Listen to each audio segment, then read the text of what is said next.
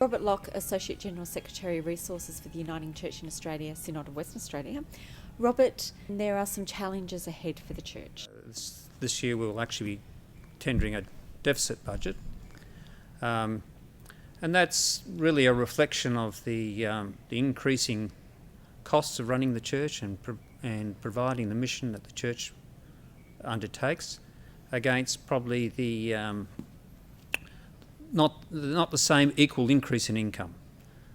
So it is a challenge before us, and it will mean that we'll need to look very closely at where we spend our money in promoting the mission of the church to ensure that we spend it in the best possible way, and that's a challenge that we're ready to take. It's not quite so easy to have a plan B, but we're certainly working on a plan B and trying to increase that income. We'd rather increase income than reduce expenditure. Well, in the past we've been able to draw on various other sources of income through particularly good times in the investment fund or in the insurance services.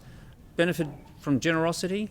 We've also had generosity from our agencies that have certainly chipped in, and it was mentioned at Synod that they were very generous, GSI and Juniper in particular.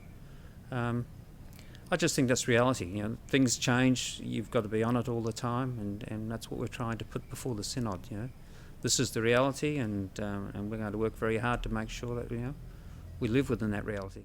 The Synod has had to take on a much wider responsibility for mission than it did in the past. It provides for youth ministry, rural ministry, multicultural ministry.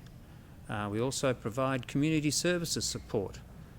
These are things that have had to be centralised, mainly through, as I say, the pressures on congregations unable to provide that ministry themselves. So that's where the money goes in promoting the work of the church.